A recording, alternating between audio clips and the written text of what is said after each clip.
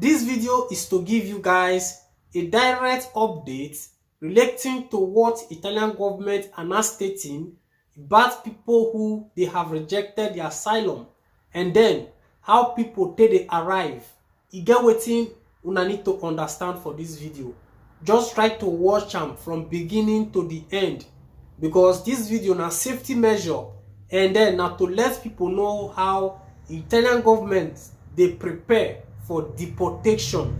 This one not be say maybe na con story. I go state give una, make una for see wetin dem dey talk. Una know me, Prince TV. I'd always dey read Italian news, wetin dey happen, so that people when they live for the Italian territory, una go know how things dey play. As I dey talk to una like this, really, Italy don't try to rescue people. They do many things, but at the end of the day, the European Union, the other member states like France, Germany, Austria, Spain, other European countries, they no dey help Italian government till they do anything. They go just leave all the load for them. Now, the Prime Minister of Italy, known as Giorgia Meloni, he don't call her check come and say yes, enough is enough. The way where they leave immigration issue, they leave am for only Italian government, say she no go ever take am. Anybody where they reject asylum, make it prepare to carry him bag, go back to where he for they come. May not be like saying I me they talk am. I go let you know for the article which they state. Listen attentively. But first, if you never download tap send, na app where you go feel use take send money go Nigeria direct.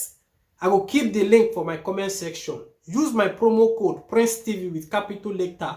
Like this, you still get €5. Join the money when you dey send. Many people don't use my promo code. They know what they talk. You don't use my promo code for here. Testify for comment section, so that others go know how this thing they be. So that is just it. Now listen to what Giorgia Meloni is now stating. He said here, Italian Prime Minister warned migration an issue for all Europe on Lampedusa visit. He said, far-right Giorgia Meloni says crisis cannot be just resolved within Italian borders on visit to Iceland, where 8,500 arrive in a day. As I talk to now, people that arrive from Libya, 8,500 people arrive in just one day. Italy's prime minister has said that European countries must work together to stop departures from Africa and swiftly deport those turned down for asylum. So what did they talk for here be say the Prime Minister of Italy, they call in for the European countries to come together for them to stop the departure.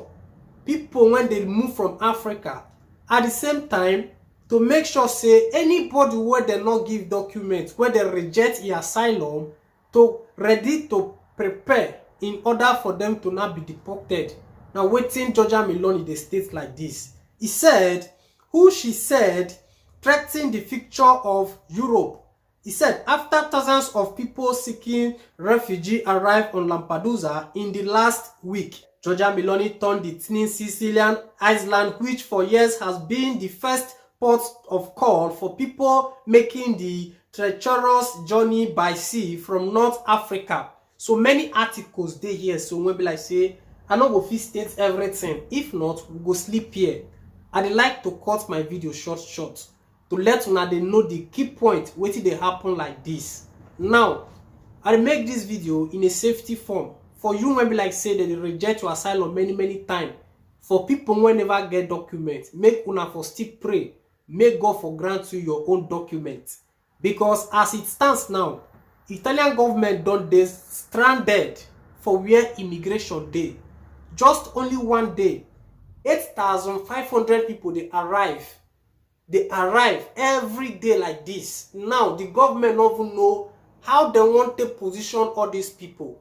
And when they pay them pass, the people when they call member states, which is the European countries like Austria, Spain, France, Germany, even of recent, Germany come they want Italy, say make anybody know they come for Italian side again, say because if they come, they not go accept them.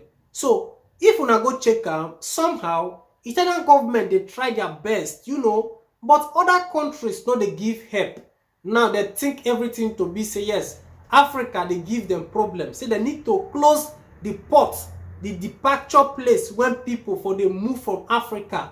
Now wetin Georgia Meloni now they beg the European Union make they come together so that they go find way to stop people to they arrive for their own coast.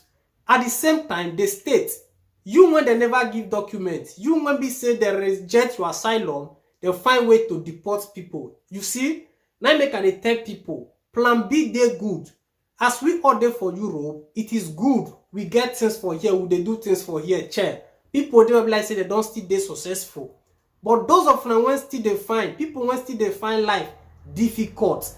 Documents never dey. You need to pray to God, make document for reach your hand. Because if we dey talk about deportation, some people think say na play.